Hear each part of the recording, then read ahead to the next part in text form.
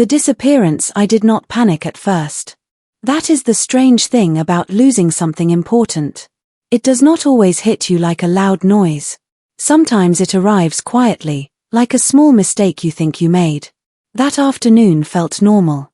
The sun came through my window and made my room look calm and clean. I had just finished putting everything in order, and for a moment I felt proud of myself. My space was neat, my mind was clear, and everything was exactly where it should be. Or so I believed. I walked to my wardrobe and opened the top drawer where I always kept my jewelry. I reached inside without even looking, expecting to feel the familiar weight of my jewelry box. My fingers touched it, but something felt wrong. It was lighter. I paused. I frowned. Then I pulled it out and opened it slowly. My eyes scanned the inside once, then again, then a third time. The gold chain my grandmother gave me was gone. The bracelet I bought with my first salary was gone. The earrings I only wore on special days were gone. Everything that mattered was gone. I stood there, staring at the empty spaces like they would suddenly fill themselves if I just waited long enough. No, this is not possible, I whispered. I told myself I must have moved them. Maybe I had taken them out and placed them somewhere else. I began checking the second drawer, then the bedside table, then every small box I owned. Nothing. My heart started beating faster. I went through my bags, my clothes, even the laundry basket. Still nothing. Now the silence in the room felt different. It was heavy. I walked into the living room and started checking there too. I lifted cushions, checked the shelves, and looked in places that made no sense at all. I just needed to find something. But there was nothing to find. I stopped in the middle of the room and took a deep breath. This was not a mistake. I had not misplaced my jewelry. Someone had taken it. The thought felt cold and sharp. Someone had entered my space, opened my drawer, and taken only the things that mattered most to me. Not money. Not clothes. Only jewelry. That meant it was not random. It was planned. Whoever did this knew exactly what they were looking for. I slowly walked back to my room and looked around, this time with new eyes. Everything looked the same, but it did not feel the same. My space no longer felt safe. Then a memory came back to me, small but clear. A few days ago, I came home earlier than usual. The house was quiet.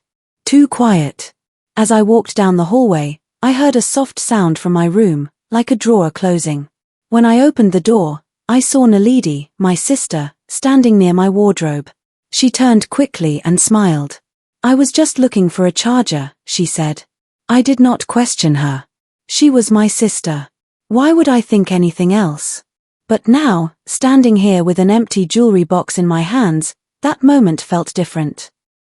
The way she avoided my eyes. The way she left the room so quickly. The way something just felt off, even then.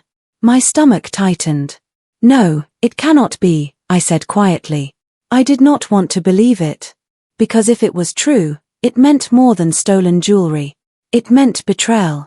I sat on the edge of my bed and held the empty box tightly. My mind was racing, but I forced myself to slow down.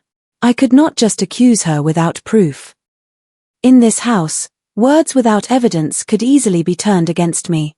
I needed to be smart. I needed to be sure. I closed the jewelry box and placed it back in the drawer, but it no longer felt like it belonged there. Nothing felt right anymore. The trust one had in this home suddenly felt fragile. I knew one thing for certain. This was not over. Whoever took my jewelry thought they got away with it. But I was going to find out the truth, no matter how uncomfortable it would be. And if my suspicion was right, then everything in this family was about to change. So stay with me, because what I discovered next shocked me even more than the disappearance itself, and trust me, you do not want to miss it. Make sure you hit that subscribe button now, because this story is only getting started. The quiet suspicion I did not confront Naledi that night. Every part of me wanted to walk straight to her and demand the truth, but I knew that would be a mistake. Without proof, it would only turn into an argument, and somehow I would end up looking like the problem. So I stayed quiet. But silence does not mean peace. It means watching. It means thinking. It means waiting. That evening, I sat in the living room with everyone else like nothing had happened.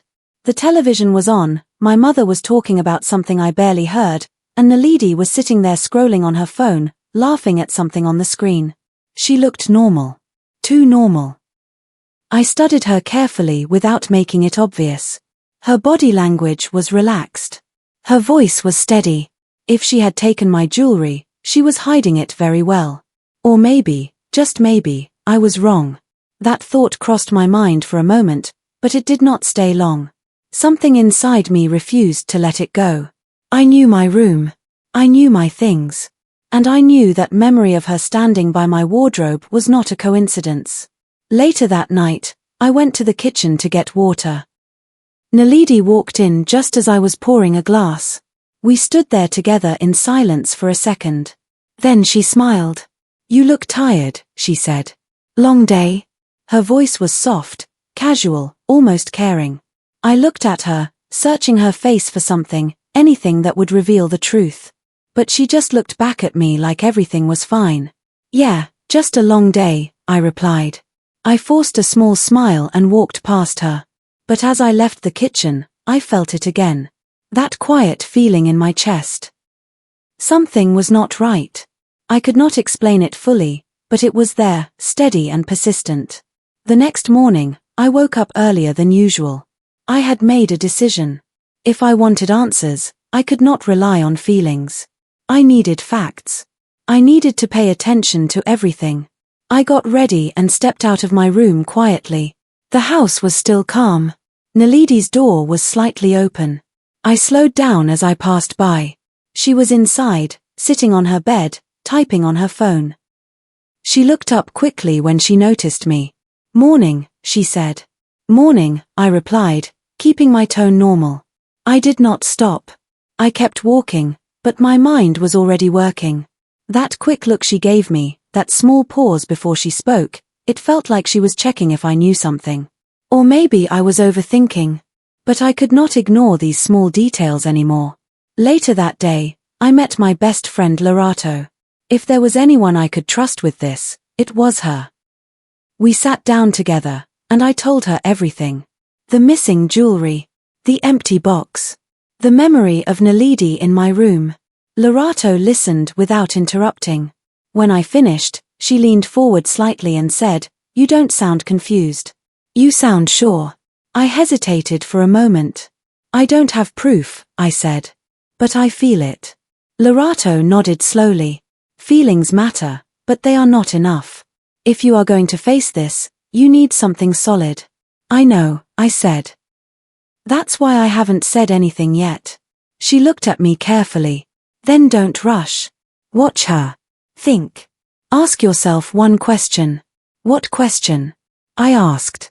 If she really took it, what would she do next? That question stayed with me. What would she do next? Sell it? Hide it? Pretend nothing happened? Suddenly, this was no longer just about what had already happened. It was about what was coming next. That evening, I went back home with a different mindset. I was not just reacting anymore. I was observing. Naledi was in the living room again, laughing, talking, acting like everything was normal.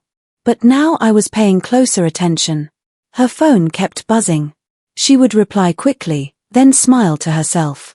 At one point, she stood up and walked outside to take a call. I followed slowly, staying out of sight. I could not hear everything, but I caught a few words. "Yes, I already sold." My heart skipped. I froze. "Sold?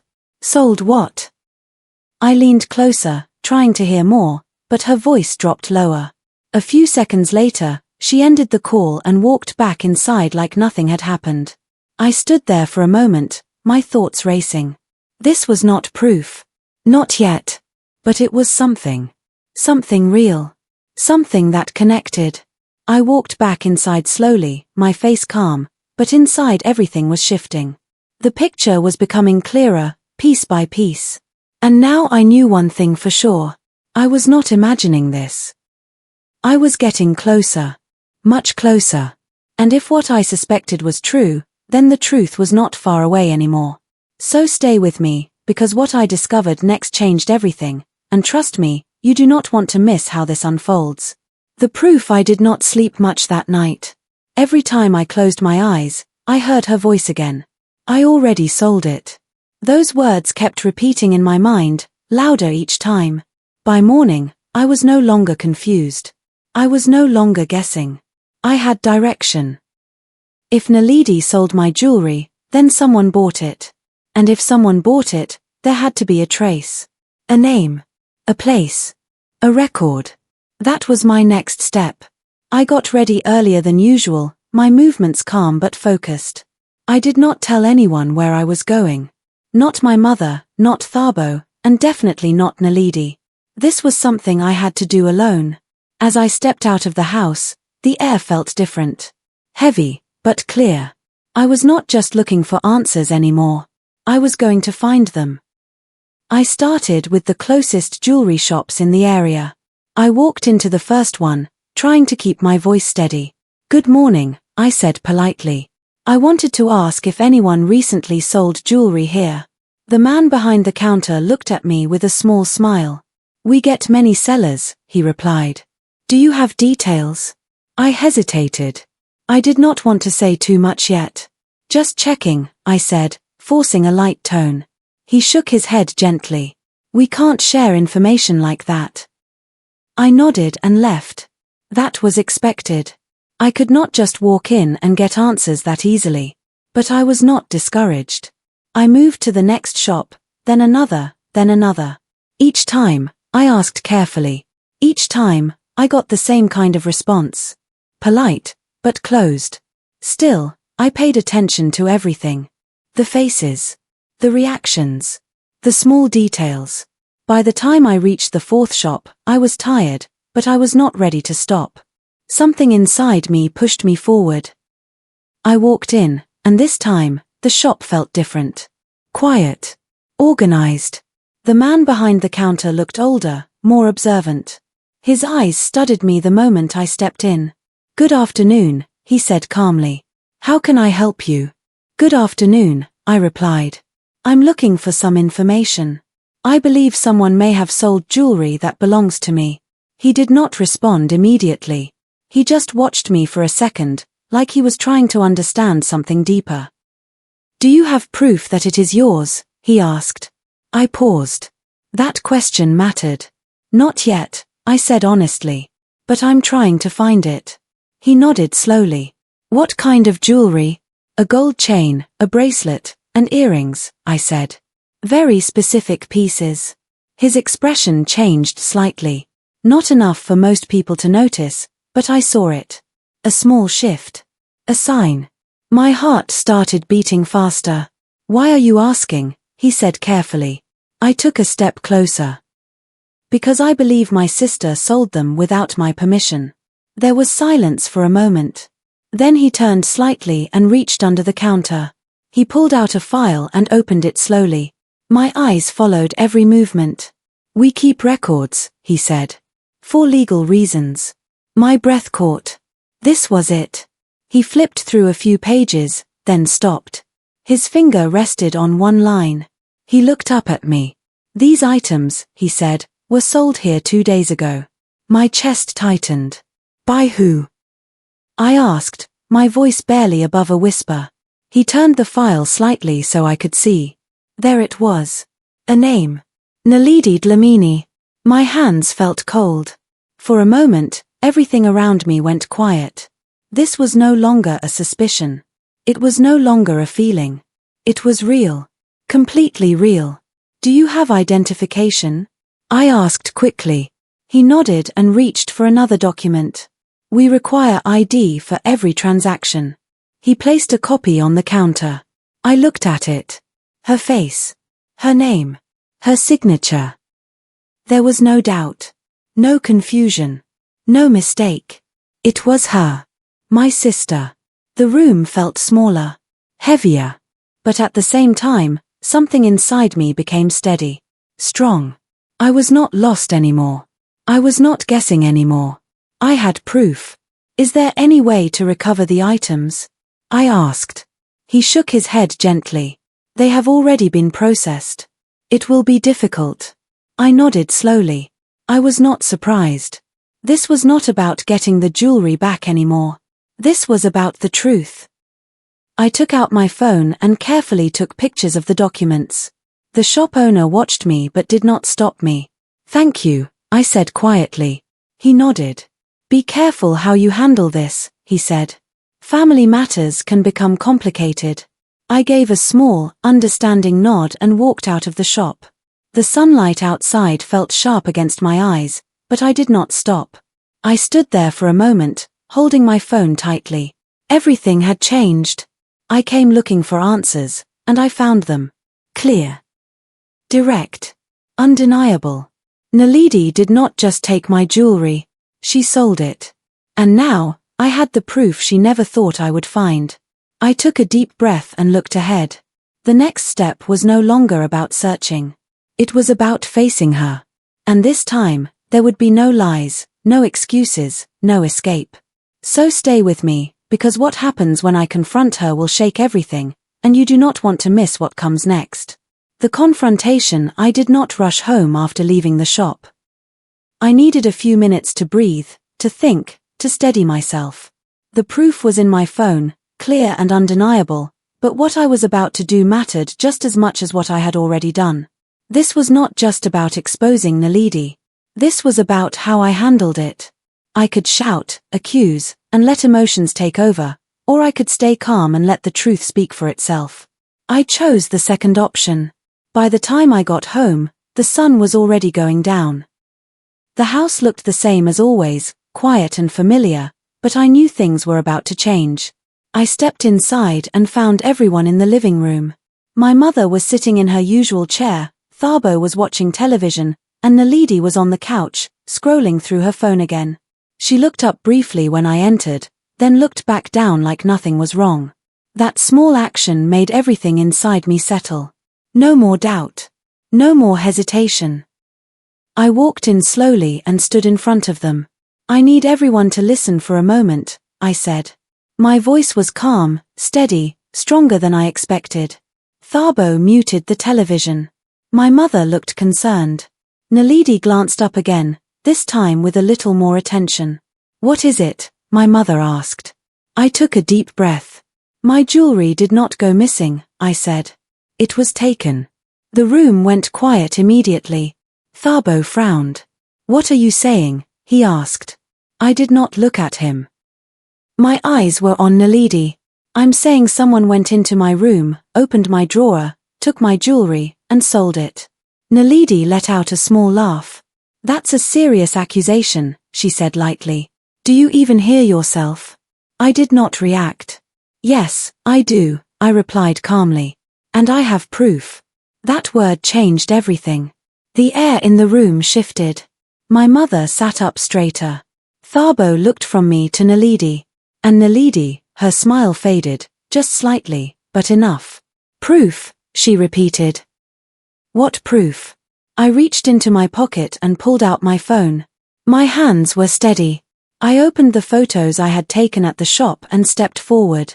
"This proof," I said. I held the phone out so everyone could see. Thabo stood up and walked closer. My mother leaned forward.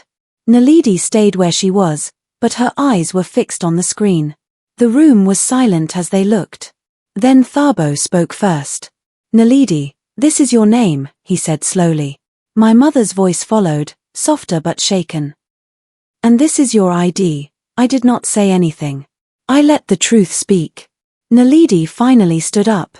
"This doesn't prove anything," she said quickly. "Anyone can write a name." I looked at her directly. "There's a copy of your ID," I said. "Your signature. The date. The items listed match exactly what was taken from me." She hesitated. Just for a moment. Then she shook her head. "No, this is wrong. This is not what you think." Her voice was not as steady now. My mother stood up slowly. "Naledi, tell us the truth," she said. There was a long silence. I could see it in Naledi's face. The confidence was gone. The control was slipping. She looked at me, then at the floor, then back at everyone. I was going to tell you," she said finally. Her voice was lower now. Weaker. Thabo stepped back, shaking his head. You took her jewellery, he asked.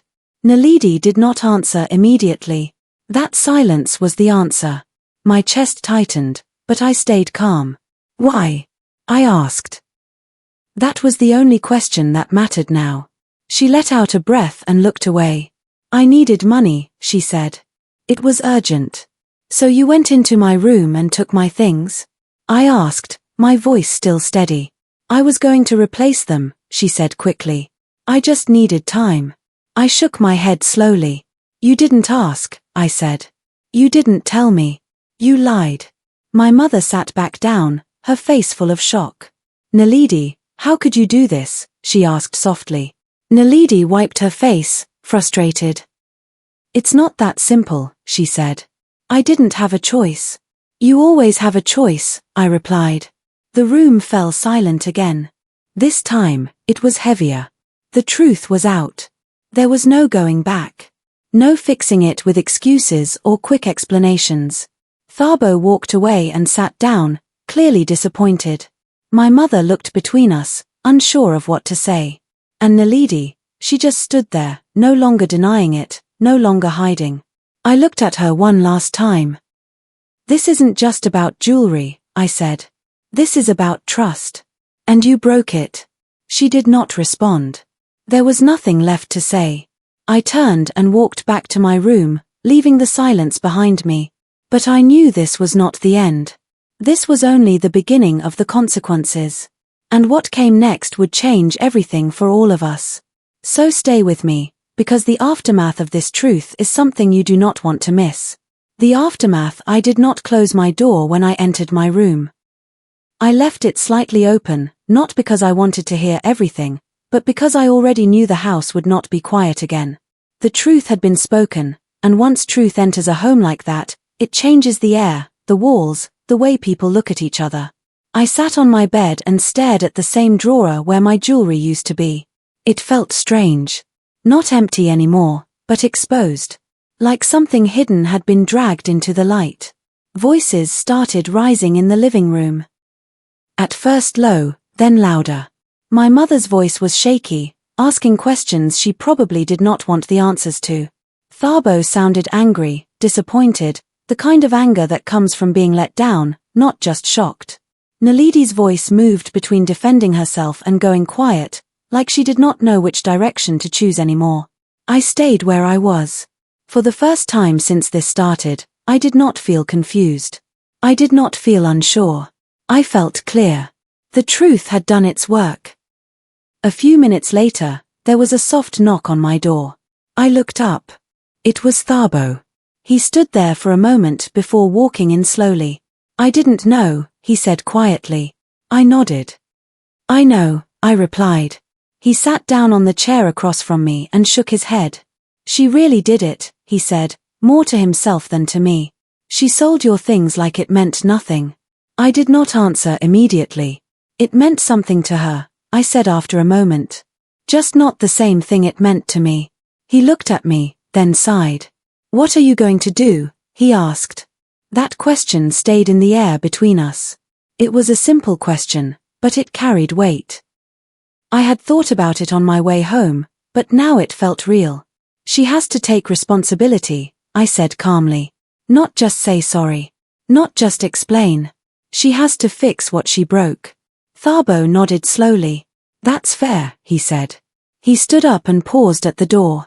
For what it's worth, he added, you handled it better than most people would. I gave a small nod. I didn't want drama, I said. I wanted the truth. After he left, I sat there for a few more minutes before walking back into the living room. The energy in the room had completely changed. My mother looked tired, like the truth had drained something out of her. Naledi sat quietly, no phone in her hand this time, no smile, no calm expression. Just silence. I stood in front of her. This is what is going to happen, I said, my voice firm but controlled. She looked up slowly. You are going to repay every single item you took, I continued. Not with excuses. Not with promises. With action. She swallowed and nodded slightly. I will, she said softly. And this doesn't end today, I added. Trust doesn't come back just because you admit what you did. It takes time. And right now, you need to understand that. She nodded again, but this time she did not try to explain herself. Maybe she understood. Maybe she finally saw the weight of what she had done. My mother spoke quietly. We will fix this as a family, she said, though her voice carried uncertainty. I looked at her and then back at Naledi. It can be fixed, I said. But not ignored. The room went silent again, but this silence felt different. It was not full of secrets anymore. It was full of truth, even if that truth was uncomfortable. Over the next few days, things were not easy. Conversations were shorter.